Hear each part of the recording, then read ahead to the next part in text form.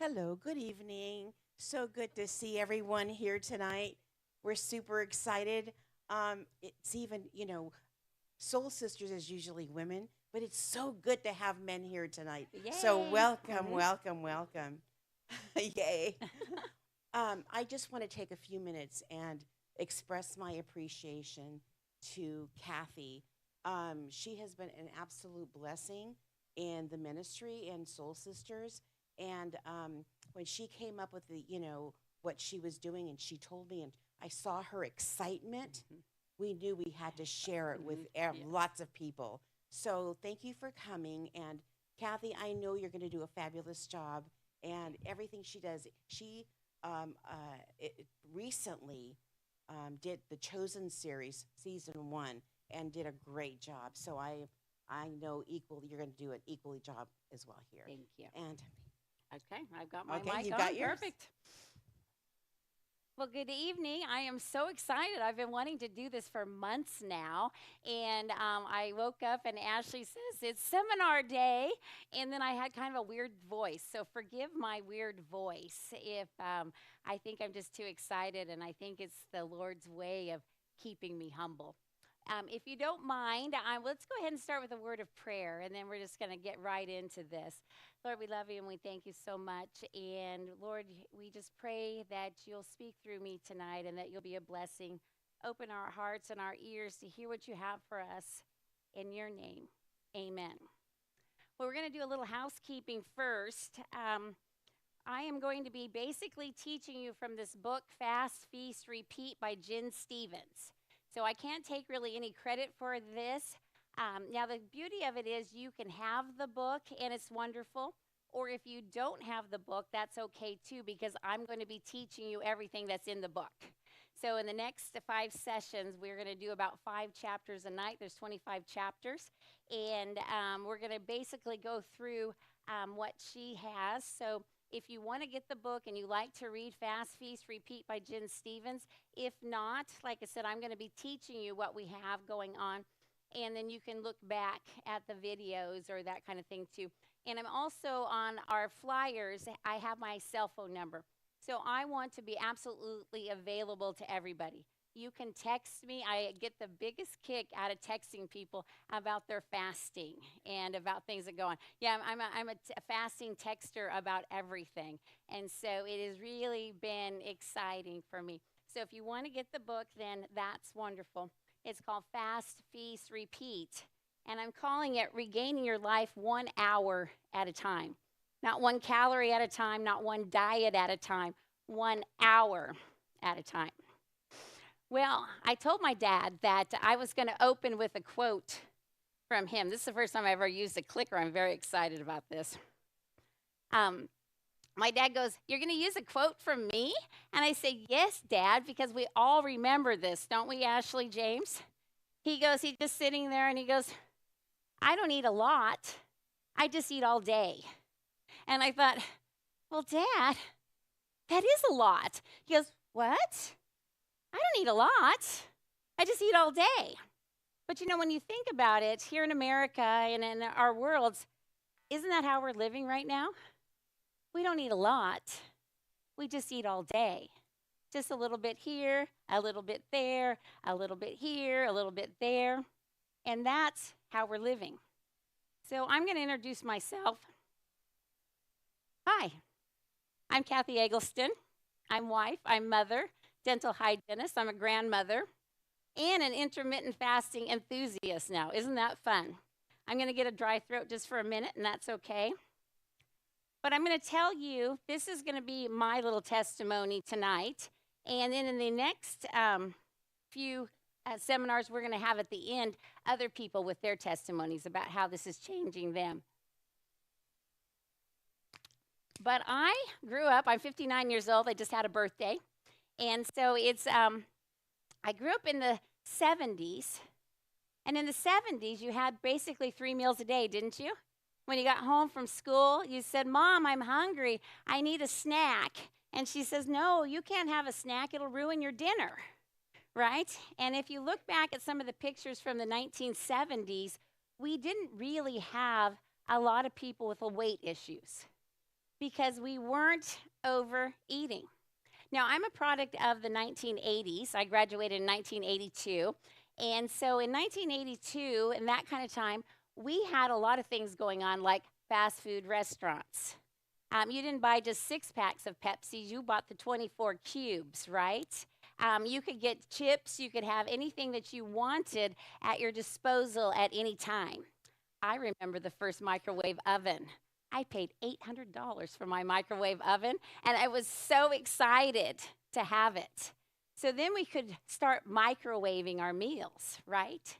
So things started to build up, and everything was fast and easy, but I found that some of the pounds started crawling on. I worked at McDonald's, my fast food restaurant. Oh, yes. And I would have the fillet of fish because I thought that was healthier for me. Not the fact that I had all that fat and all the extra calories and my skin was terrible. No, no, no. The fillet was healthier for me. I remember gaining 20 or 30 pounds when I worked at McDonald's. Now, I have to be honest with you. I have done every diet in the book. I have done Weight Watchers and lost weight, but got tired of counting points. I was a charm and beauty princess at Tops, got a free trip, gained the weight back. I have done Slim Fast. I paid all that money at Jenny Craig, and I looked really, really good, but my pocketbook looked kind of small. So I have been up and down and up and down. Ashley's shaking her head because she knows that I've had it all. We even did this one diet, Ashley and I, that we had to prepare these meals, and we bought all this fancy stuff at the store, and it was so bad. We threw it all away, and we just thought, what in the world? I even told Dan before I got married to him, I'm sorry, honey, but I'm going to gain the same 20 pounds over and over again. So don't pick on my weight. And he was okay. And then after a while, I assumed that I just turned 59, so I assumed in my 50s that I was going to be just a little heavier. You know, you start to settle in. You start saying, well, I know my blood pressure's high, but everybody my age is taking medication, right? I start seeing people in my practice as a dental hygienist, and we all are taking medications. We have cholesterol medications. We have blood pressure medications. We have so many medications, but we're not fixing the problems. We're just masking them. We take the medications and we think that we're somehow okay with this, but we're not. So it was this time last year, and it's funny because God has this way of talking to me, and sometimes I like it and sometimes I don't.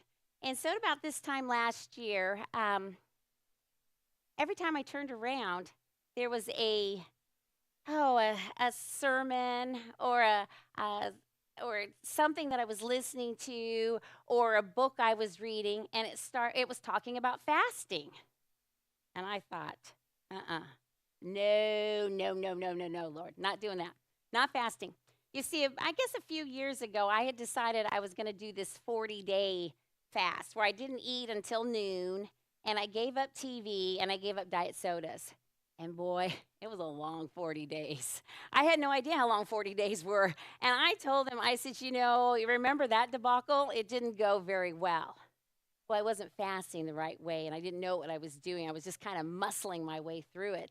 So I was just like, I don't know, Lord, we're not doing the fasting. But see, God he's the hound of heaven, and he knows how to chase me down. And every time I would say no, something else would come up. And finally, on a 3ABN, David Chin was up there preaching, and he says, God didn't say if you fast. He says when you fast. There's a big difference there, right? When you fast. And then he says, and God doesn't say if you give, it's when you give. And God doesn't say if you pray, it's when you pray. And I thought, oh no. You mean you're lumping fasting in with giving and praying? I mean, those are the big ones. I hate it when he does that. I hate it. Well, luckily it was December, and I told him there's no way I'm doing this at Christmas time, but maybe at the first of the year. So this David Chin, what he does is he fasts once a week, and he would go from breakfast to breakfast. He'd do a 24-hour fast once a week. And I thought, oh, okay, I'll try. I didn't really like it, I'll be honest. It felt like I tried to do it on Mondays, and it felt like Monday kept coming up every single. It was like, is it Monday already? It can't be time to fast again. Huh. And then Kim had this wonderful sermon at the beginning of the year, and she says in the sermon, she says, what 3 words are going to define you for this year? And immediately, the 3 words were fast, faith, and future. Oh, no. You mean you're going to put fasting in my whole entire year, Lord? No, I can't do that. But then I finally give in. At some point, I just tell the Lord, oh, okay, all right, well, we're going to be obedient to you the best that I know how. And so then I started listening to a lot of books about fasting. I have my little library on my phone, and so as I was starting to listen to the books about fasting, I found this Jason Fung. Now, he's a nephrologist, and he's a kidney doctor. And his big frustration has been that every time people come in with their kidney problems, they're so bad that they have to put them on dialysis. And he says, I'm so frustrated because I want to be able to cure the problem. I don't want to be the person who puts them on there. And so as he began to study things out, he started finding the science behind fasting. And that's when I got hooked. Because, God tells us to be obedient, not because he's a big meanie and he wants us to do terrible things. God has us do this because, really, we can find science that's going to back this stuff up. And it was just fascinating to me. So as I began to delve into the fasting regimen, now there's a lot of people that would let you have cream in your coffee or bone broth or these kind of things. And it was kind of a ketosis sort of fasting. And so I kind of fell into that, and I thought, well, okay, Lord, I'm going to do the best that I can. But then I found this book, Fast, Feast, Repeat, by Jen Stevens. And she'd lost 80 pounds. She was so easygoing and so just fun to listen to, fun to read. Now, she's not a doctor. I'm not a doctor, okay? So if you have any questions that you think needs to talk to your doctor, talk to your doctor. But she had such practical advice. And then she talked about this thing, and we're going to talk about it in a few minutes, called the clean fast. And with the clean fast, you don't drink anything in your coffee during fasting time. Well, I know Ellen White says that we shouldn't be drinking coffee, but I've always had a cup of coffee in the morning. And I went to my son, and I looked at him with these deer-in-the-headlight eyes, and I said, James, I have never drank a cup of coffee without cream and Splenda in it. I don't think I can do it. Now, my husband's always drank coffee black. I've never been able to do it. And you know what he said to me? He looked me straight in the eye and he says, Mom, you can do whatever you put your mind to doing. I thought, shoot. So the next day I had my first cup of black coffee. And for those of you who are doing the fasting with me, we all know the coffee thing. The black coffee's killing us. But it's not. So then as I started getting into the intermittent fasting and this book, I started noticing things. I went off. Okay. I started noticing things that started changing in my life.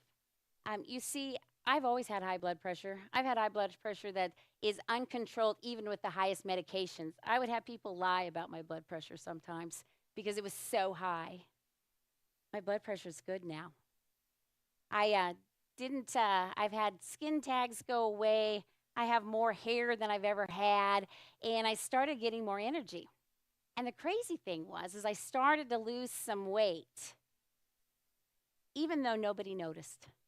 I had lost like 20 pounds before anybody even noticed. I told the Lord, wow, 20 pounds, and not a soul that says I look good. And he says, Cathy, it's not about that. It's about being healthy and obedient to me. He always pulls that obedient word on me. It's about being healthy and obedient. Now, after I started to lose a little bit more weight as I'm pulling my pants up, people started to notice. And then they started asking questions. Cathy, what are you doing? Well, I'm fasting. Oh, nobody wants to hear that. But the results were showing good progress. And it's not that I was just losing weight. It's just that I was healthier. I felt better. I had good blood pressure.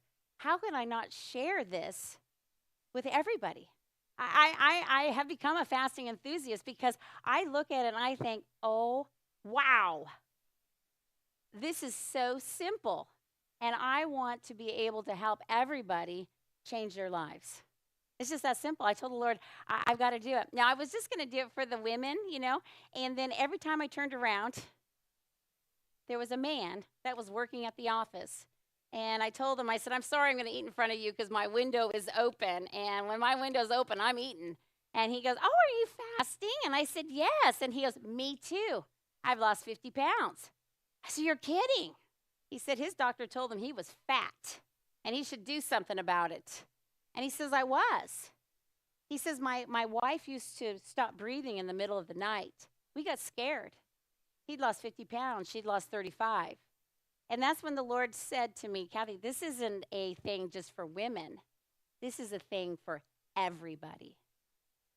And then when I started to share this with other people at work, we have a gal there named Aurelia, and they call her Flocka, which means skinny.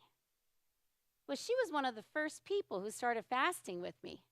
And I said to her, well, Flocka, you don't have to lose any weight. And she says, yeah, but I'm pre-diabetic now.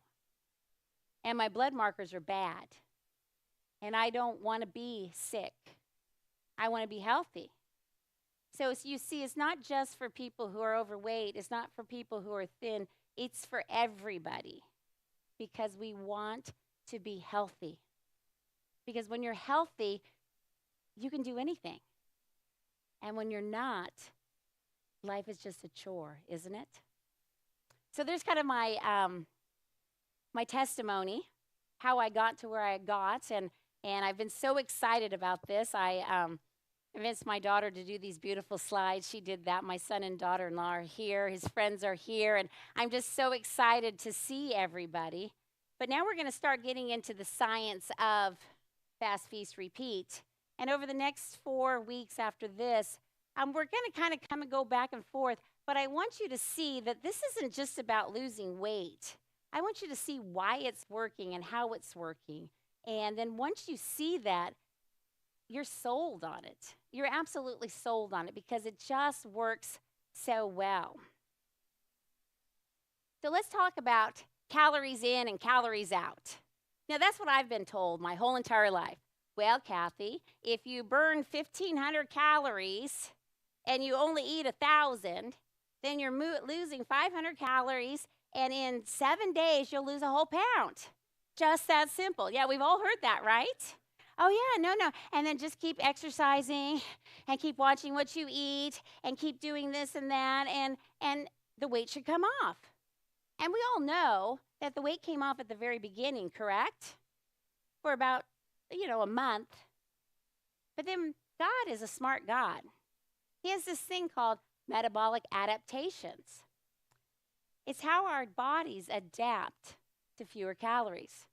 We have study after study of this. See, because God knew that there would be times in our lives where we would be feasting.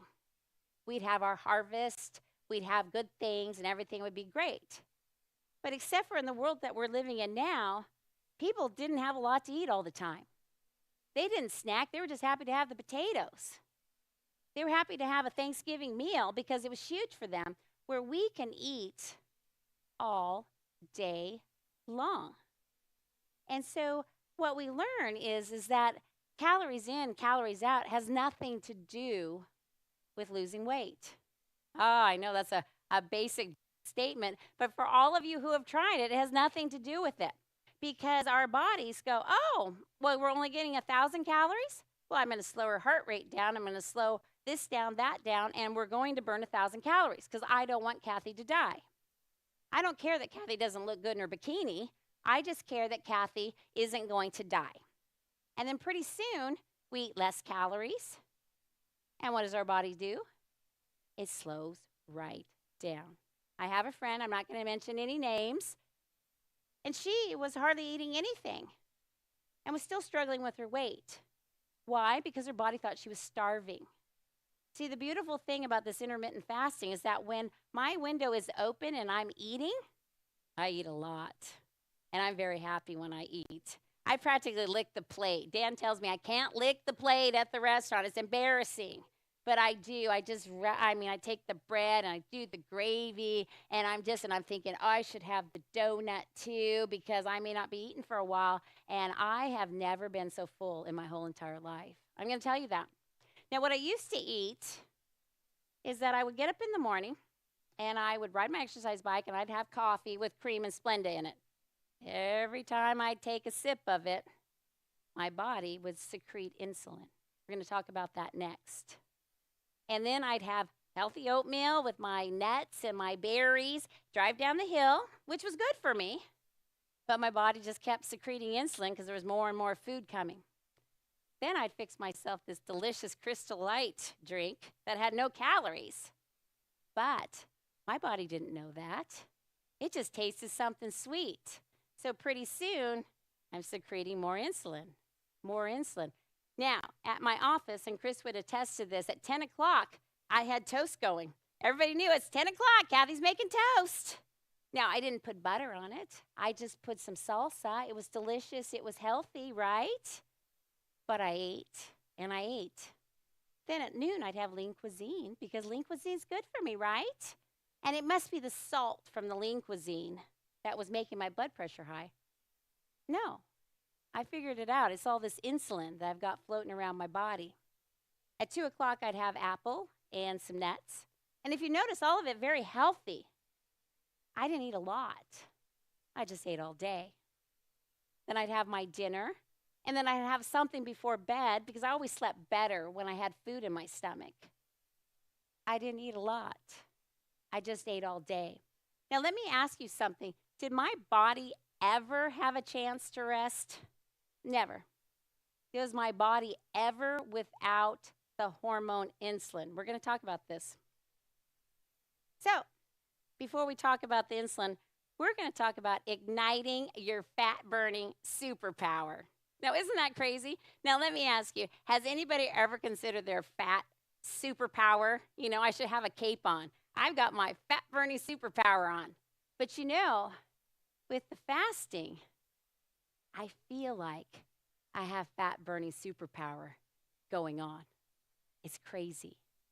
It's absolutely crazy. That's why I have to just talk to people about it. I got to be excited. You know, those first 20 pounds that I lost, visceral fat. Have you heard about visceral fat? It's that fat that goes around our organs and is really, really bad for us. And I just thought, I don't have visceral fat. I'm just a little overweight. Oh, I had visceral fat. And my fat-burning superpower got rid of it. And then I was able to burn some of the fat that you were able to see. So what I want us to do tonight is we're going to talk about igniting our fat-burning superpowers. Isn't that crazy?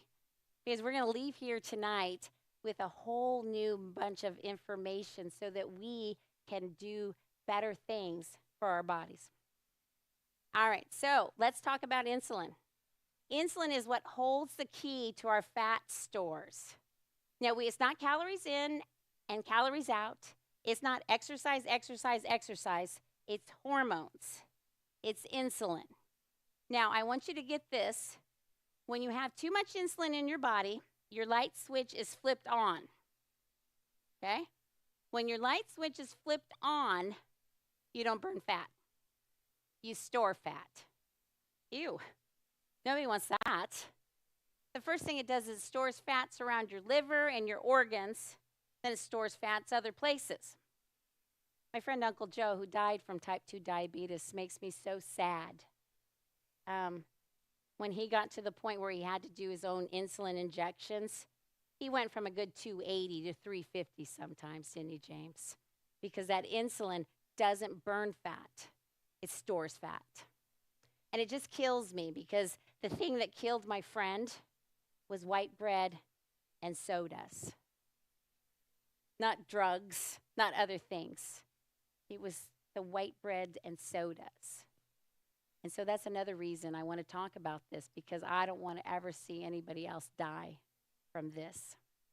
So you can imagine what insulin does is insulin is going to help the glucose go into our cells. It's perfect.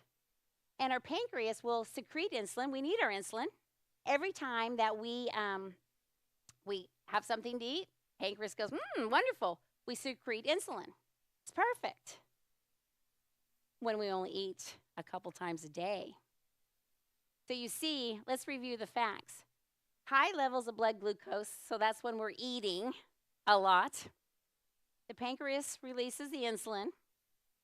The cells take in the glucose and store it in the liver and the muscles as glycogen, okay? I talked to Chris about this with her friend. She says, well, she fasts. And I said, well, she must not have depleted her glycogen stores. I felt very science-y, when I talked about that. And then the excess is converted to fat, okay? So insulin just says, oh, I got this extra stuff, and I'm going to start storing it. Sometimes the insulin will store fat even when you don't have the food to go with it. That's terrible. That's terrible. I remember looking at my friend Sherry from work, and it was before, and we both just went, what is this? Where did this come from? And we just were shaking our bellies because, I didn't have any idea that I had so much insulin in my body, that I was just always in fat storing mode. I didn't have any idea either that that insulin was probably making my blood pressure too high. But we're going to talk about that in a few minutes too. Insulin works wonders if you have just the right amount, but it doesn't do you any good if there's too much in it. And I look at people now, and I think to myself, these people here are not overeating. They just are sipping on diet sodas. They have a piece of gum in their mouth. They have a candy. Every time we do it, we're secreting insulin. So we're not even getting the joy of eating a lot of food to store fat. Our body's just in fat storing mode because of the silly things that we're eating all the time. And it's doing us no good. So what we really want is we want low levels of blood glucose. And then the pancreas releases glucagon. The glycogen's depleted from our liver, and then fat's released from the fat cells to be converted into energy for your body to use, which is how God planned it. So he knew that there were going to be times when we had a lot to eat, so we could use our glucose, but he knew that there was going to be times when we were fasting or didn't have a lot to eat, and then we would have our fat stores to eat off of. Sometimes when I feel a little bit hungry and I'm in the middle of my fast, I will think to myself, Cathy, I know you feel a little hungry, but your body's eating your fat right now. And it's very happy doing it. And it satisfies me. I just think maybe right here, my fat's going away. Oh, it feels so good. Because that's what we're meant to do. They'll give the analogy sometimes, are you going to wrestle with a tiger that's just eaten a big old meal? Or are you going to wrestle with one that's a little bit hungry? Well, of course, the one that just had a big meal because it's just kind of lazy and satiated. The hungry one is ready to go. So sometimes when I get hungry, I kind of even get a little buzz about it. I just feel pretty good. I just think, wow, I got these ketones going, and this is pretty good. So there's really more to it than you would think. So let's look at this. And doctors don't really talk about it too much to us, and they should. But I don't think a lot of them know. Because you see, we have a drug pusher on every corner in the world that we live in. Those drug pushers are pushing, yes, alcohol and cigarettes. But we're all churchgoers here, right? So alcohol and cigarettes really aren't our thing. But you stop at a convenience store, and what do they have? Sodas, Slurpees, every kind of candy bar. You have chips. You have dip. You just have all sorts of things. And every time we buy that stuff, who's making the money? The manufacturers. You know, the manufacturers of all these fast foods and these kind of things are getting into big pharma. You know why? Because they can sell us the junk that makes us sick. Then they can make the medicine to sell us so that we can sort of be okay. You see how that works? So there's a reason a lot of times that they don't want us to know what's actually happening. They're very happy just giving us a prescription. But what I want you to see is that hyperinsulinemia, and I can hardly pronounce that, is a time when we have too much insulin. There's too much insulin in our bodies. And I think about it, I've been eating this way. You know, I told you how I eat all day long. I've been eating this way since I was 30. I'm 59 years old now. That's 29 years of so much insulin. No wonder most people, by the time they're 48, come to me in the dentist office and they have medicine for high blood pressure. They have the cholesterol medicine. They are having some heart issues. Yes, they've been in for some stents. I see everything, and I just think, how did this happen? Where did we all go wrong? Well, we start seeing that hyperinsulinemia, it's too much insulin in our bodies, is linked to, let's look at what it's linked to. Type 2 diabetes. Like I said, that's what Uncle Joe died from. We know about type 2 diabetes. We talk about it all the time. But what we end up doing with type 2 diabetes is trying to lower their blood sugar, their blood glucose with medication when we could simply lower it with fasting. But fasting doesn't make you any money. How about metabolic syndrome? I thought, what is metabolic syndrome? You know, I love how they mask these words and things where you think, I don't even know what this means. Well, I looked up metabolic syndrome. That's what we all have. High blood pressure, high cholesterol. You know, we have all these little medications, and we don't have it bad. We're just taking 5 milligrams here and a few milligrams there, and we only have to take it twice a day, and really it's okay, and our insurance pays for it, and there's really no problem with it. But what are we doing? We're masking a problem. And so often we're blaming the problem on fats and meats and things. And I'm wondering if it's just too much insulin in our body from all the snacking that we have. I didn't change anything. I just started fasting, and my blood pressure went from skyrocket to just fine with no medication. Let me tell you, I'm tickled to death. Every now and then when I think, oh, I'm a little bit hungry, I take my blood pressure and I say, oh, it was worth it. I'm burning fat and my blood pressure's good. You know, you should be proud of yourself for your hard work. You should be proud of yourself for being here because you're at the point right now that you want to change your lives. And a lot of my friends are already changing their lives. And that's terrific too. What about cardiovascular disease? They always blame it on all the meat and the excess fats and stuff. But we've all been eating a lot of meat. I mean, not Adventists, I'm sorry. But, you know, if you look at people throughout generations, and they weren't having the problems. And, you know, the crazy thing is you can be vegetarian and eat barbecued chips and drink Mountain Dew, huh, Ashley? I have one of those moments. And I'm going to be real with you. Just because you do this fasting thing doesn't mean you're superhuman. My window was open, and I had a bunch of cravings still going on. And I was waiting for a church thing, and Dan and I were sitting in the car, and it was 10 to 6, and my window closed at 6. And I was just stuffing barbecue chips in my mouth and downing with some Mountain Dew. And I texted Ashley. I said, Ashley, I'm eating barbecue chips and Mountain Dew before my window closes. Is that bad? And she goes, you just go for it. And then at 6 o'clock, I stopped. Didn't eat for a while. So I'm not saying you're going to have to be superhuman, and you're going to find that for this first 28 days, I'm not even going to ask you to change your diet. I'm going to just ask you to stop eating certain amounts of time. Does that make sense? How about some cancers? My dad has prostate cancer. He's 81 years old, and guess what? I've got him doing some intermittent fasting. I know, I'm very proud of him. He saw that my brother, who was a type 2 diabetic, his A1C was 12, finally decided that he was going to do the intermittent fasting. 3.5 months later, he's lost 30 pounds and his A1C is down to 6. No medications. He considered pre-diabetic now. So my dad says, you know, if your blood pressure is better and Angela's diabetes is better, maybe this will help my cancer. And I told him, yes, Dad, it can't hurt. You know what cancer loves? Sugar. You know what's killing us? Sugar or artificial sweeteners. So the hyperinsulinemia helps with some cancers. And then wait a minute, Alzheimer's disease? They're calling Alzheimer's type 3 diabetes. Type 3, why? Well, because we have so much glucose that we can't get into our cells because our insulin's not working, because there's so much insulin and our cells are just shutting down that we can't get any energy to our brains. And our brains love ketones, but we are never unfasted enough to ever get our body into ketosis to give our brains ketones. So we're basically overfed and starving our brains.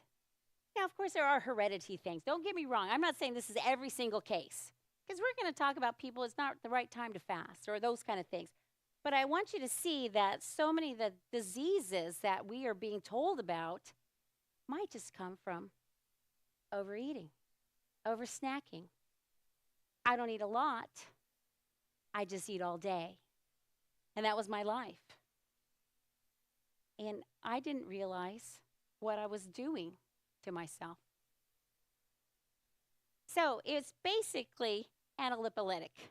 Anti means against, lipolysis, fat burning. This means it works against fat burning. Too much insulin in our bodies, we know that. The switch is flipped. We've got too much insulin in our bodies, it's going to store fat. So I've basically been storing fat for 29 years. And that's not how we want to live, is it? No. I think, like I said, and then we want to live healthier. So insulin's the key to whether your body's in fat storing mode or fat burning mode. And fasting puts you solidly into the fat burning side of the equation, which is what we want, right? So you can see that the fasting isn't about just, muscling through it. Oh, God, I don't want to do this. No, God knew that this is healthy for us, that there's a health benefit to it if we're willing to look at it. So, I love this. So, intermittent fasting is the health plan with the side effect of weight loss.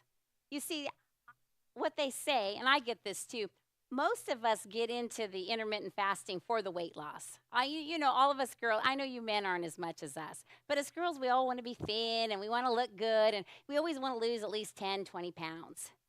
But it's the health benefits that have just amazed me. My blood pressure. I don't snore as much as I used to snore. And the crazy thing about that is I'm vain and I hate being a snorer.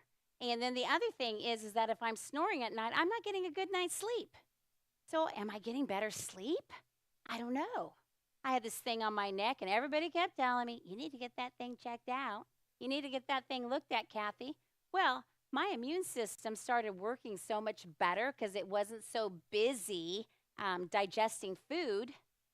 That thing's gone now. I start to look at the benefits of what's been happening in my life, and I just think, some of the things that have fixed, I didn't even know were wrong. And it's just been amazing. Now, I haven't even started to talk about the spiritual things, and I'll talk about those in the next few things.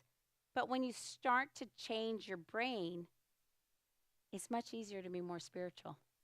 It's been crazy, absolutely crazy.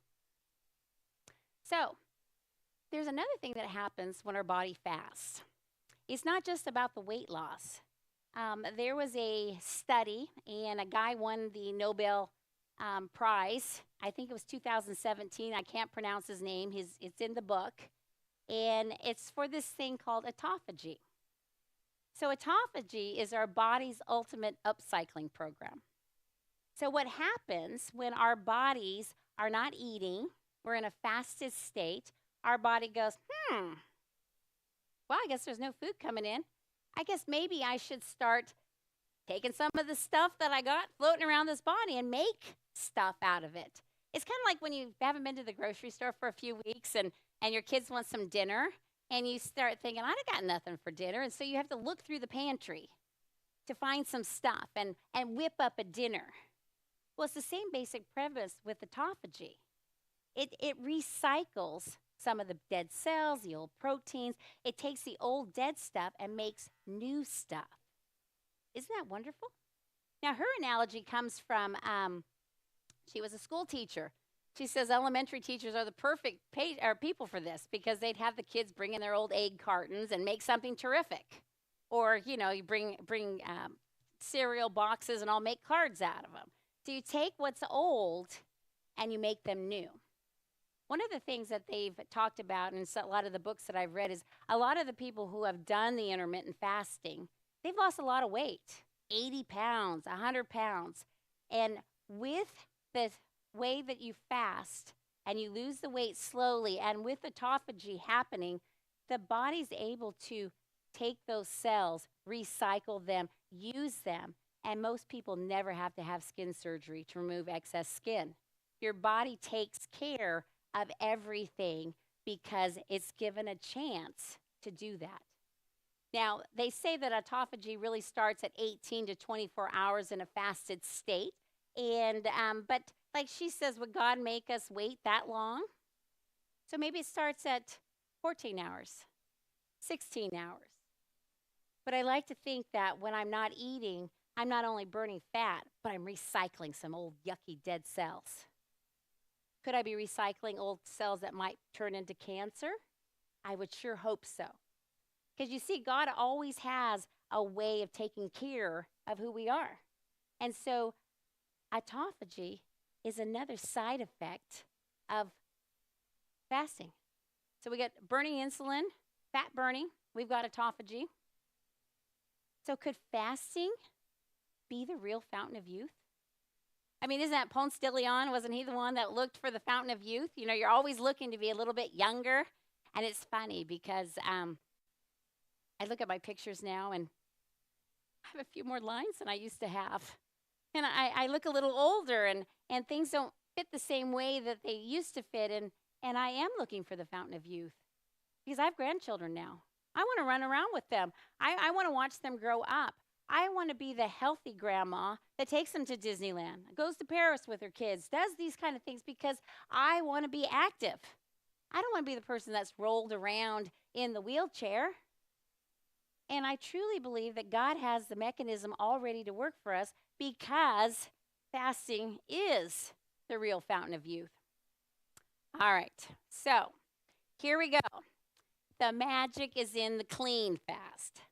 Now, a lot of you men do okay with the keto diet, where you eat a lot of fats and you stay away from carbs. And I've read a lot of books that say you can have cream in your coffee, you can have bone broth. And that time I did that 40-day fast, that's what I was doing. I would drink my diet sodas and I'd have my Crystal Light. I just didn't chew food. But little did I know that every time I had a drink of something, I was secreting insulin. And then every time I had the insulin, it made me hungry. Like I can't really chew gum because I think that food's coming. And my stomach gets hungry and I think, wow, why would I do this? Because I want food now. And so you start to find that during your fast, you want to do it clean. Now, this is where I always run into problems with people because I talk about it and people will say, well, I just have a little of this or I just have a little of that. But what I have found is when you do the clean fast, it is so much easier. You're not hungry all the time. There's so much to it. So we're going to learn why we clean fast. And trust me, I didn't want to clean fast. I've been looking for loopholes forever. Like I looked at my son and I said, I want some cream in my coffee. But you know what? I can have cream in my coffee during my eating window. Yes, sirree. On Thursday, Chris is bringing us Starbucks. And you know what we're going to do? I leave it in the refrigerator. I get the iced one, and I drink it at 2 when my window opens. And, oh, it's so good. But during our fasting window, no. So I want us to keep in mind what our fasting goals are. See, so if we know what our goal is, it's much easier to do, right? I don't want us, to think, oh, the fasting's so terrible. But I want you to see what the benefits are. So when you fast, what you want to do is you want to keep insulin low, right? Because if insulin's low, the light switches off, and then you can burn fat. You're going to burn glycogen first, and then when that glycogen is all depleted, then you're going to start burning the visceral fat. That goes first, and then the fat that you see. So you want to keep your insulin low. How do we do this? By avoiding anything that tastes sweet or food-like. See, we thought we had fooled our bodies by having artificial sweeteners. Artificial sweeteners are the worst because there's no calories to them, yes, but we're secreting insulin. So every time I would sip on that diet soda, insulin, insulin, insulin. Now, I know this from being being at the dentist office. We tell the kids, you can't eat M&Ms all day long because you're going to have too much sugar and it's going to rot your teeth. If you're going to have M&Ms, have it all at once and just be done with it. Easy way to eat. But if you sip on that soda all day long, and if you look at people and you think about it, I was never done eating. I always had something going on. My insulin was always high. So we need to avoid anything that tastes sweet or food-like. And that's everything. See, it was in the 80s that we started to offer everything that was like vanilla soda or this flavor or that flavor. My friend Sherry at work, she's been doing so wonderfully, and she had a stall. She goes, Cathy, I don't know why things stalled. And I said, well, what have you been doing? She goes, well, I had a little hazelnut coffee. She goes, but I didn't put any cream or sugar in it. I said, oh, your body tastes the hazelnut. It's going to start secreting insulin. Get rid of it. Not going to help. She says, okay.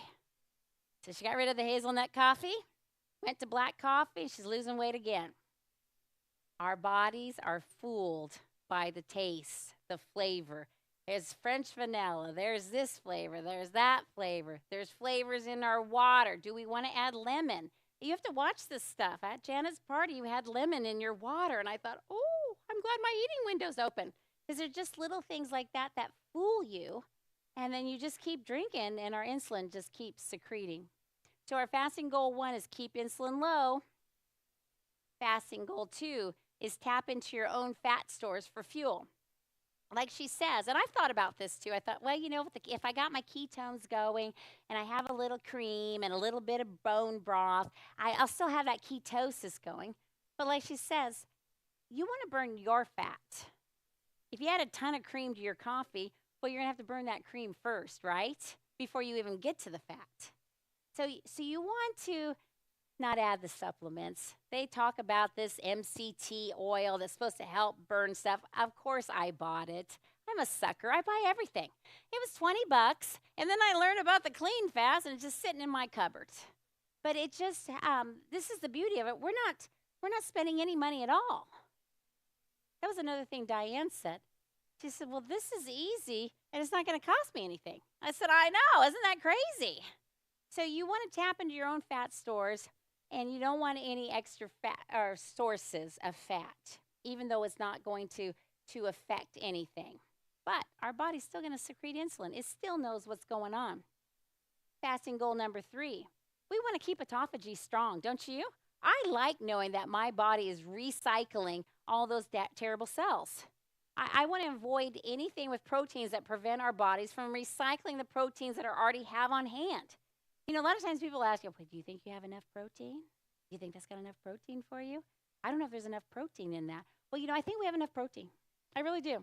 I think if we're eating in a normal eating window and we're fasting the rest of the time, our body's going to take that old protein, rework it, and do what it's supposed to do with our protein without us having to do protein shakes and protein this and protein that. Now, we're going to talk about that in a couple of our other episodes about supplements and those kind of things. So today, like I said, I'm just getting you started. And then we're going to keep going back and talk about things. And then, like I said, you're welcome to text me any questions you have, because I love to cheerlead people into, and I'll trick you sometimes too. I have a girlfriend, and I knew she wasn't feeling good, and I knew that this fasting would help her. So I told her, I said, why don't we do a 40-hour fast and prayer for our daughters? we started doing that. And she goes, well, I was able to do that. Maybe I can do the fasting. Hi, Debbie, if you're listening to this. And she's been fasting for a month now. She's feeling better. So I'm not beyond that because people are feeling better. And I join you with it. I'll do a 24-hour fast with you. I'll help you with stuff. I'm all for it because the Lord has helped me, and I'm thrilled to be helping you. So, keep it clean. I always want to say this. We're going to talk next time about the lingo and the 18:6 and all these numbers. We don't have time for that now. But the key is keep it clean. How do we fast clean? Here it is. Clean fast approved. Water, unflavored. Water is so good for us. We're supposed to be drinking more water than we ever drink. My dad is even drinking water now. I'm so proud of him. Yay for my father. He says, he's saving money, too, because he only has 1 Pepsi during his eating window instead of 4 in a normal day. So that just tells you where people are at with their eatings. Dad, 4 Pepsis? Well, I get thirsty. Oh, yes. So we got water, unflavored water. No lemon, no cucumber, no, and I always try to get those little sparkling waters, but I've given up because there's always some sort of flavor in there. And it's just going to send me out of my eating thing, and then I get hungry, and I don't want to be hungry. Coffee, unflavored. You can have black coffee. You can have it hot. You can have it iced. You can have it any way as long as it's black. But Cathy, can I put no? Black. Can I do no? You can have it during your eating window. No, no, no. If I can drink black coffee, you can ask Dan. He still looks at me like, whoa, because I knew you could do it. If I can drink black coffee, anybody can drink black coffee. And I tell you, it's not my favorite, but I don't want to be fasting and not get all the benefits that I'm getting here. And then you can have black tea.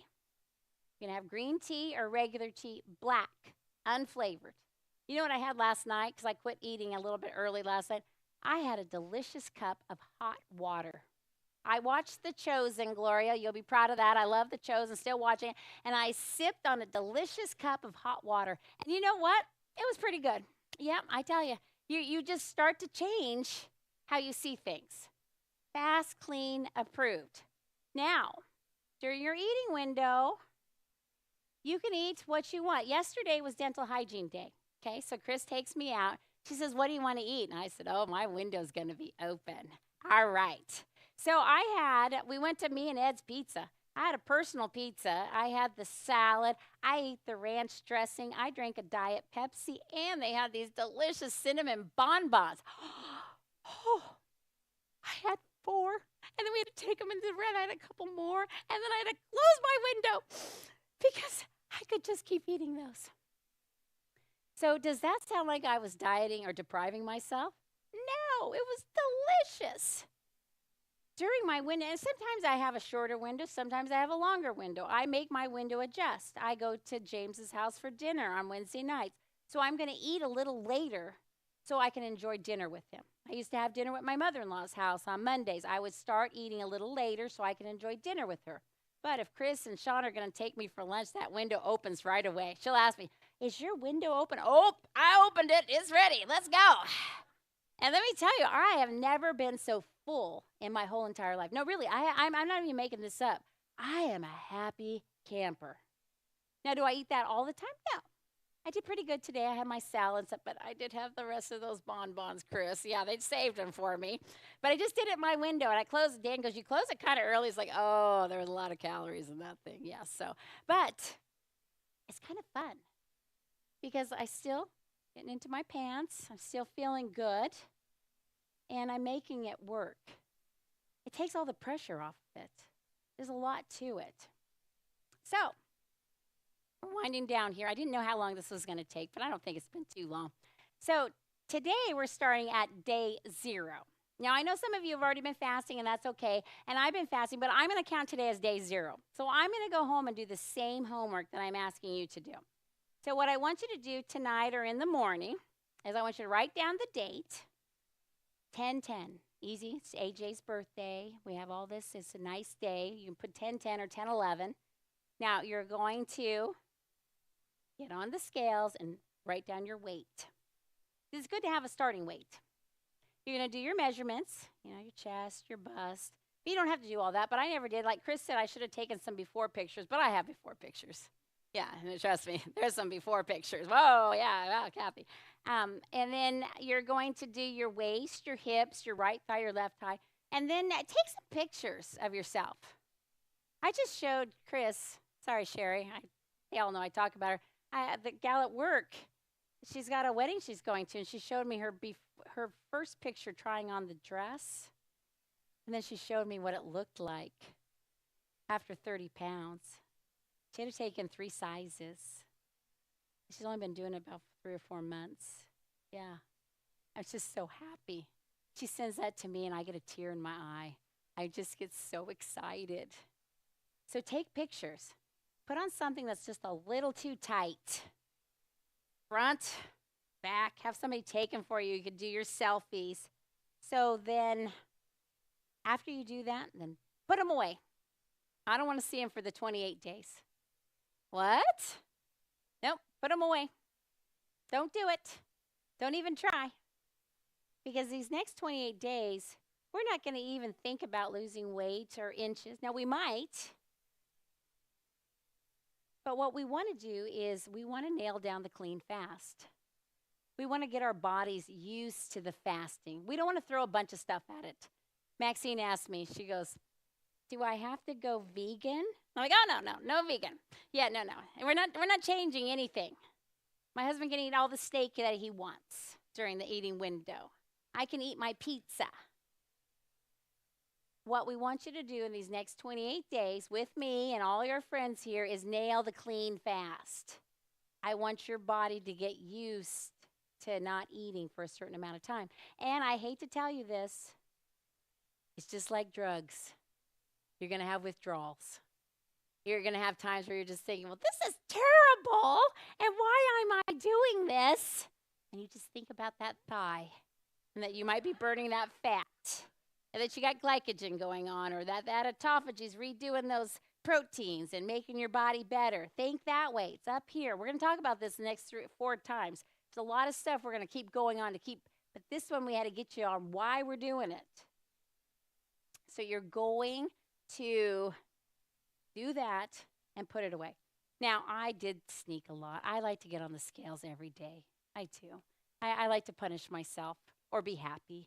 And then you know what I do? I don't like that weight, so I move the scale. And then I get on it here. And it's like, oh, no, that's higher. Then I move it over here. And then I try. And then I think, oh, I like it there. Okay, I'm taking that one. And then off I go for the day. But it kind of keeps me accountable. But I don't want you to be accountable. I want you to be just nailing the clean fast, okay? So we're going to talk about 3 different approaches to the clean fast, and then I think we're about done. So, but you're not done because we're starting. Today's the day 0. And like I said, for those of us who have already been fasting, let's do it too. Let's just make our measurements because I'm at maintenance. So I don't want to lose any more weight, but I'd like to see how my body changes as I keep doing this. I'm going to take my blood pressure too because that makes me so excited. Does that make sense? Take the things that make you excited and the things you want to change and see how they change. All right, so we have 3 approaches, and then we're going to be finished for the night. Now, if you're one of those people who just says, Cathy, I just came here to support you. Yeah, I just wanted to be here for you. You're my friend, but I wasn't really planning on doing any kind of fasting. But see, the thing is that most of you probably ate at 6 o'clock tonight, right? I mean, you finished eating by 6. I don't know when the last time you ate, but if you finished eating at 6 and it's 7:30 now, you've already been fasting for an hour and a half. And then you're going to go to sleep, right? And then by the time you wake up, if you wake up at 6, you already got a 12-hour fast in without anything, right? And then, let's see, 6 o'clock. Well, usually you have that delicious cup of black coffee, and that'll get you through till maybe 8. And then wait a minute, if you could wait till 8, that's a 14-hour fast. So if you want to do the easy does it approach, it says a 10 to 12-hour window. That just seems like a long window. That's like a normal day. My girlfriend, she told me, the one that I got going on things, she said, well, usually I have to take a pain pill at 6 o'clock in the morning. I said, well, do you think you could wait till 8?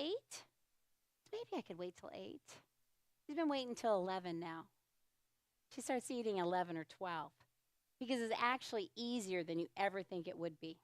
So let's see. Okay, so you stopped eating at 6, and you start eating at 8. That's a 14-hour window. And then you have 10 hours of eating. So if you're going to do that, you're going to have a light breakfast, no snacks. Try to cut out the snacks. It's hard to cut out the snacks, it really is. That's why I cut my window down, because it's easier for me not to eat than it is for me not to snack. I know that sounds crazy, but it's easier for me not to eat than it is not to snack. Because once I get snacking, then I've got the chips and the Mountain Dew, and I get a little crazy, and those Cinnabons were nuts, and so I know how I am. Then you're going to have a light lunch. You're going to have a regular dinner, and then you're going to close your window at 6. Easy. 3 basic meals, no snacks. But I have a strange feeling it's too easy for most of us. You know, it really is. But that's going to be the approach. Now, next week, I'm going to talk about the lingo. I'm going to give you all the tames for everything. But this one, we're just going to do the easy does it approach. So you're going to just add the hours that you've been fasting. Clean fast approved. Water, black coffee, black tea. And then you're going to count the hours when you start eating. And then you do a certain window, and then you close it. It's just that simple. Okay? So that's your easy does it approach.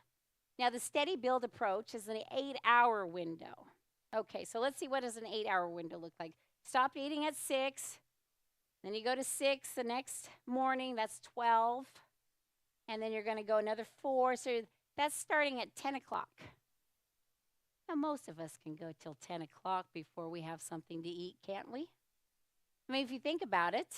I mean, I didn't think my dad could make it till 11. He's doing fine. He says, yeah, I get a little hungry about 10. Oh, yeah, me too. I always want my toast at 10. But I also know that I just have to go another hour. What you do is you start playing a little head game with yourself. Ashley's smiling. We do it. You just think, I think I could go one more hour because I'm not really that hungry. And then I think, oh, well, okay, just maybe one more hour. And so really what's been happening, like my brother, whose A1C went from 12 to 6. I keep bragging about that. From 12 to 6, no medication. The doctor was floored. He goes, well, I guess you should do what you're doing. He didn't have to sell him a drug. He just eats from 12 to 6. So that's a 6-hour eating window. He has lunch. He finishes eating at dinner. But we're going to call that the rip off the Band-Aid approach. Because what I'm going to do is this week we're going to start a little slower. And then next week we're going to fast a little longer. Because you're going to see it's a little bit easier. And then I'm going to walk you through a few things when you're going through a few sugar withdrawals. I'll help you. I'll be like the drug person. It's like, oh, no, we're going to be okay. You're going to make it. Just wait for your eating window, and you can have that donut. Kind of gets things going for you. So you're going to wait until 10 and have breakfast, not snack, maybe a little snack. See, I'm a snacker, so this is what I do. I have like a 6-hour eating window, and I eat the whole time. I nibble the whole time. I do. Because it works with my thing, and I still was able to lose weight. Because my insulin switch is off, and I'm burning that fat. And then when I'm going, then I eat a lot. So sometimes my window's even smaller, but I've been doing this 10 months, so it all changes. And we're going to talk about that too. Like I said, we're just starting you today, but we have 4 more sessions where I'm really going to hone this for you so you know what you're doing. And then we finally got the rip off the Band-Aid approach. And I was always the rip off the Band-Aid approach. The 6-hour eating window.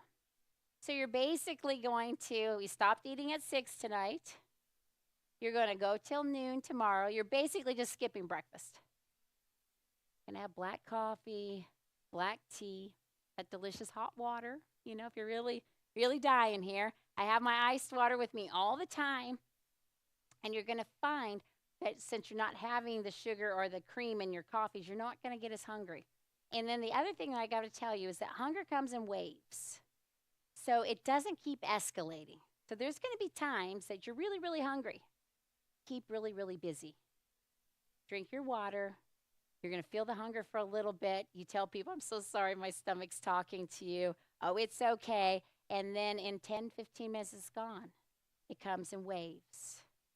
And then pretty soon, you're not even hungry. With the pizza yesterday, I wasn't hungry, but I didn't want to keep looking at that pizza, and I wanted to close my window, so I finished it all and had a few more Cinnabons. And then, but I was so full. I obviously was so full that I was able to go till today without eating because I just had so much food that I was digesting and that delicious cup of hot water, and it just sent me through.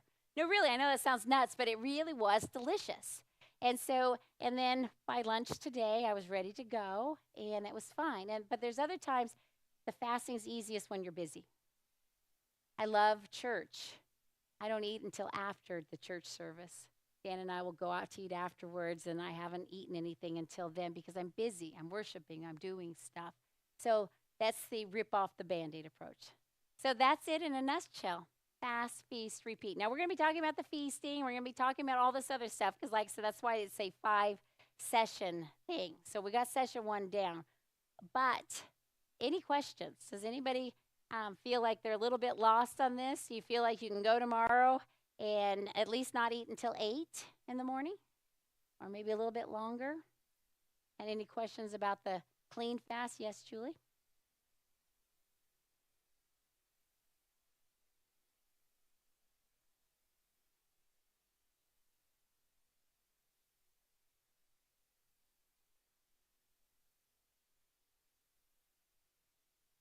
Yes. Yes.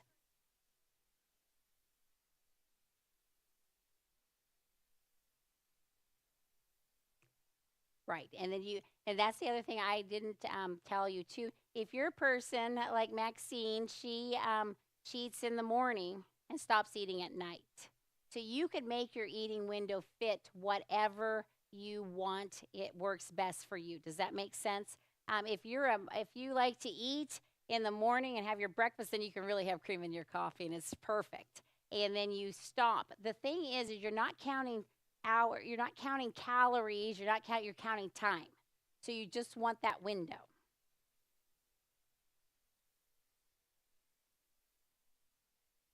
Yes. Yes. Yes. And then you're going to find too, and we're going to talk about this throughout the whole day. We're all individuals. What works for me may not work for you. Diane and I laugh about that all the time. She thinks what I eat is horrible, and I think what she eats is terrible. And we're both so happy. You know what I mean? And that's the beauty. We're both losing weight. We're both happy, but we're making it work for us. So that's what I want. We're going to empower you to make this work for you because what works for me, it may not work for you, but you're already adapting to where it's going to go. And there's sometimes when you go on trips and things, yes, you're going to have to adjust those windows. It's the beauty of the fasting is the flexibility of it all, really, is because I just make it work. And there's times I have the longer window, and there's times I have the short window, and there's times I had a Friday a couple weeks ago. I've had a lot of birthdays and all sorts of things going on. I ate all day Friday. I ate until 10 o'clock at night.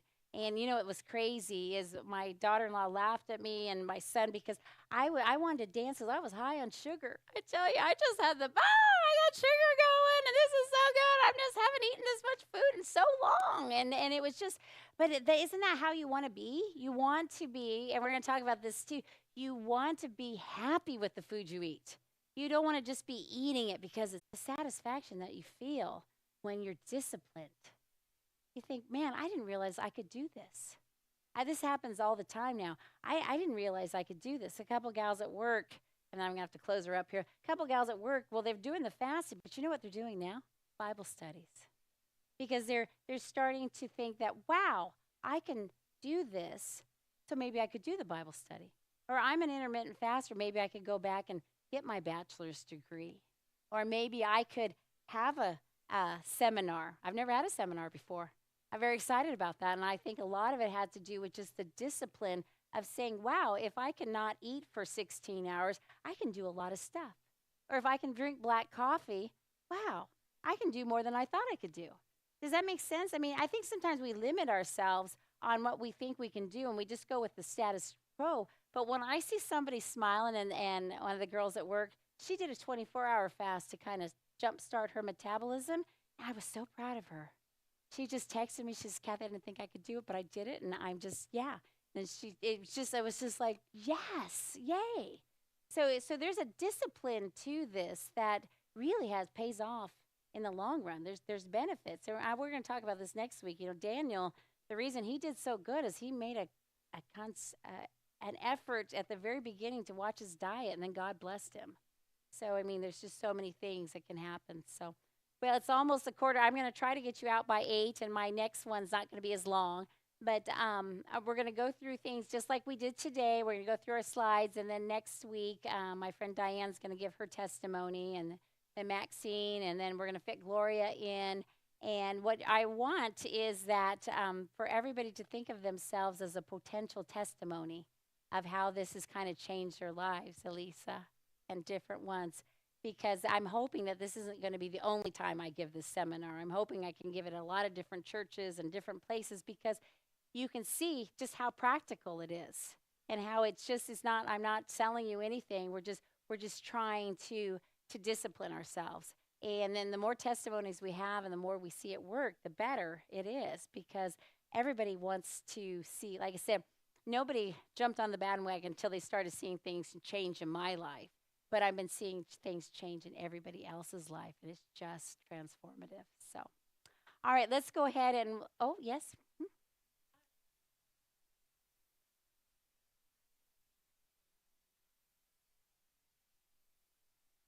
Well, yeah, now I'm a snacker, so my window is shorter, so then I'm not getting as much food. Um, After the 28 days, and we're going to start watching a few things that we eat. Now, if your window is 10 hours long, then I don't want you to snack, because that's a long window. You could eat all day in that window, and there's no way you're going to burn your glycogen or change anything. But if you're going to have a shorter window, yeah, no, you can go right ahead and snack. Like I said, I snack all the time. Yeah. And you're going to be surprised. It's just the beauty of the window. What I love about the window is when it's closed, it's closed. Dan goes, well, why did you stop eating early today? I said, because I knew I was going to be presenting and not even have an opportunity to put anything in my mouth, so why not? You know what I mean? So so you make it work for you on how it works. And like I said, these first 28 days, we're not going to try to lose weight or anything anyway. We're going to nail the clean fast. Okay? Yeah.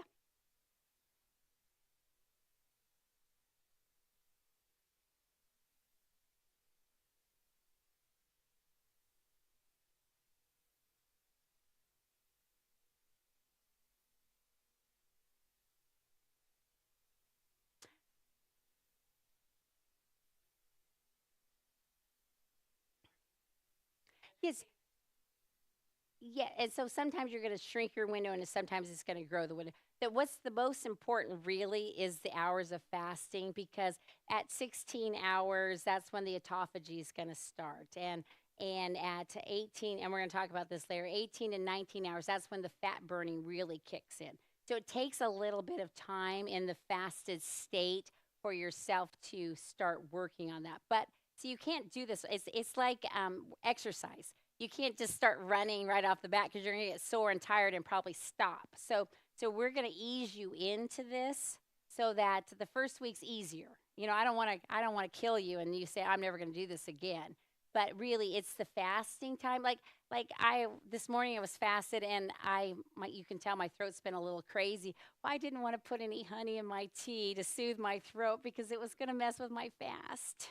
And so I didn't do it until my eating window. And it was so dumb, but I've gotten so where I don't want to do it, and I'm not going to. And then it's hard, because you make cake or something, and then you're about to put your finger in your mouth, and then you're like, oh, yep, not doing that, because I want to be fasted. So, but it's a mindset, and it takes a little while for you to get used to that. So my thing is, if you stopped eating today at 4, you can start fresh tomorrow. You know what I mean? You don't have to build on this. it takes a little while to kind of, you just, and then it's not, the other thing I love about it is it's fasting. It's not starving. If you feel a little discombobulated and you don't feel right, have something to eat. It's not the Olympics or anything. It's just trying to get your body used to it. Does that make sense? Yeah. So, yeah, we don't have to be superheroes or anything. And trust me, that barbecue chips and Mountain Dew story was real. So I sound all like here, but no, I've struggled with all of it. But like I said, these next 28 days, I don't want you to change your diet. I just want you to start going without the food for a while to do the clean fast. Yes?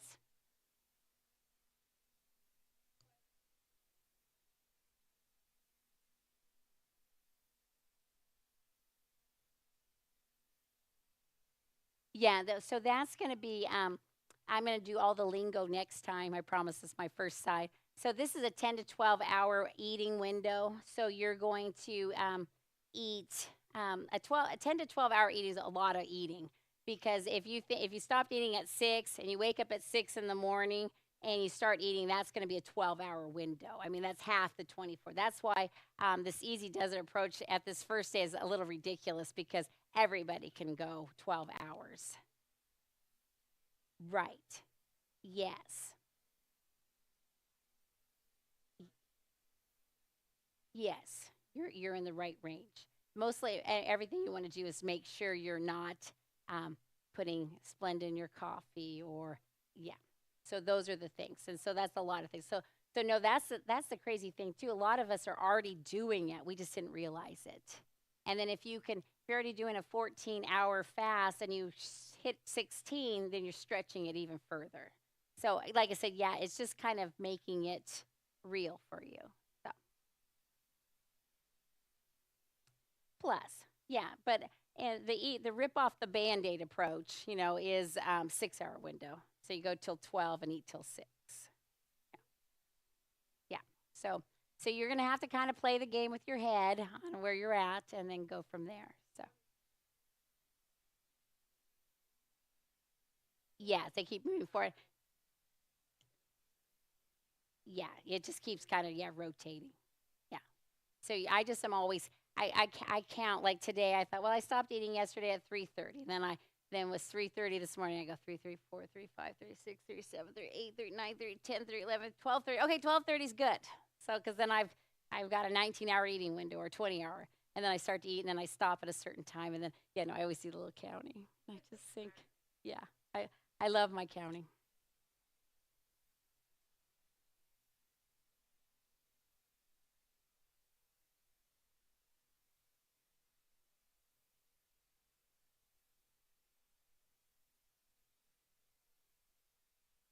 Yes, but then I stop a little early.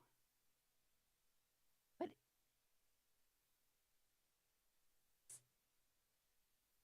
yeah,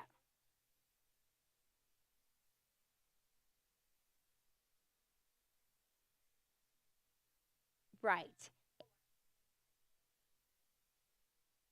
Yes. So you're going to make that work. And I know that sometimes it gets kind of complicated, but you have to think back that I'm not eating all day long. Even if you just have a 12-hour fast, it's still healthier for you than if you're just eating, eating, eating, eating. Does that make sense? Yeah. So yeah, no, the windows are going to change. Yeah. And that's the thing, because a lot of times if I had dinner at Dan's mom's house, I wouldn't eat until 2. And that was a little bit harder because lunch was at 12 to 1. And then what I would do is I'd fix my salad. I'd have everything all set out on the counter. And then at 2 o'clock between patients, I'm like, oh, my window's open. And then I would eat. And that 1 hour of just looking at that food made me very happy, too. Yeah, I just, oh, look at there's that food. I'm ready to eat it. And then when I ate, oh, it was so delicious. Then I'd eat a little longer there. But then as I ate longer, then sometimes I'd open it earlier so my window's not as long. So yeah, no, they flex and they stretch, but that's what makes it a lifestyle, not a diet. Yeah, so you get to, like Diane says, you get to where it's almost like a game. It's like, well, I wonder how many hours I can get today, and then we're gonna do this, and it gives you a feeling of control in a way. Yeah, Ashley said that to me yesterday. So you kind of gotta a little headspace, and you just think, this is wow, I have control over myself and my eating. Yes.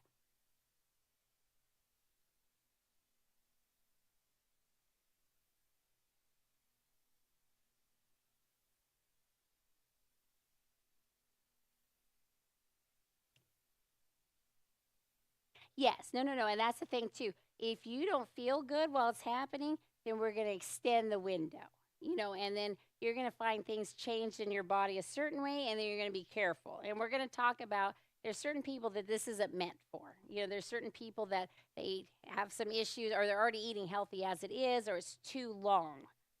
But what's happening is that a lot of us are finding that it's very beneficial. So that's the thing. Like I said, I'm not a doctor, but I want you to pay attention to your body and how things are changing. But and then that's why we don't want you to start off, just crazy. Just start off gentle. Like I said, everybody can go 12 hours. I mean, everybody really can. Yes, son. Yes, yes, that's the goal.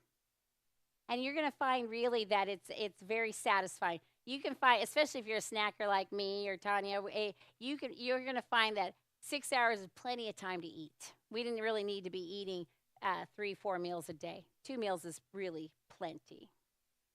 Yes, Claire?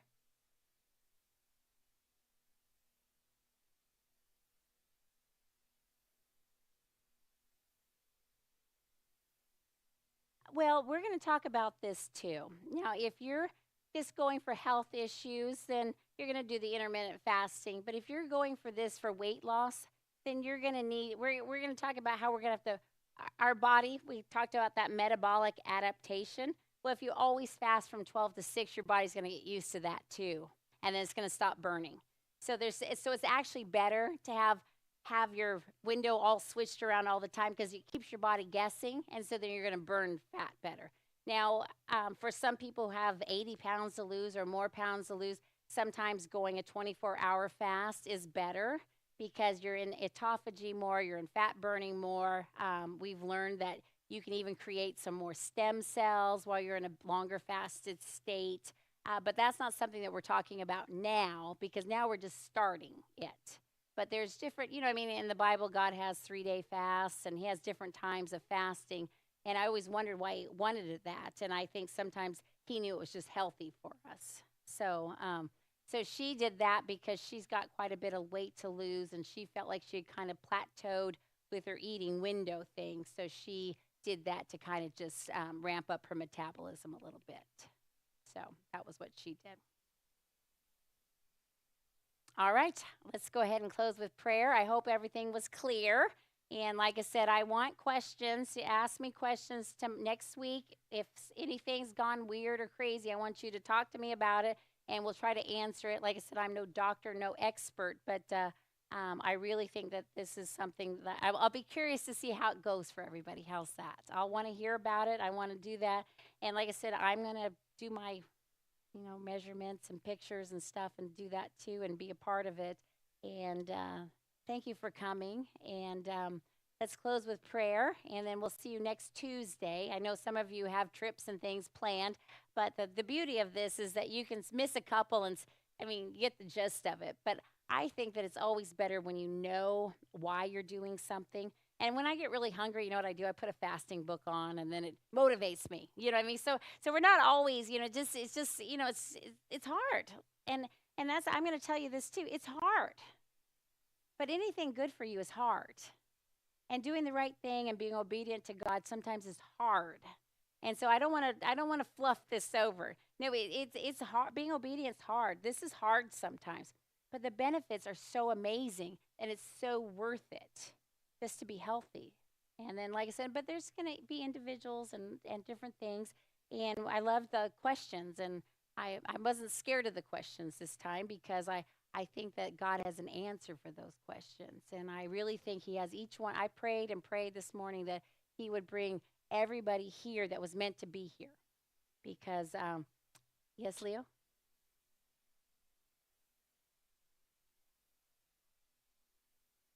Yes. Yeah, we've got it on YouTube. If you have friends that want to look at it, we can do it that way also. So, like I said, Fast Feast Repeat, and it's on the Sunnyside Church, website. All right, let's close with a word of prayer, and thank you so much. Lord, we love you, and we thank you so much that you have a health plan. And Lord, I just pray that you'll be with each one of us as we begin this journey of trying to fast and do the clean fast, Lord. I just pray that you will be with each one of us. Help us as we look to you. Help us as we try to change our habits and our eating. And Lord, I just thank you so much that you have a plan to make us healthy.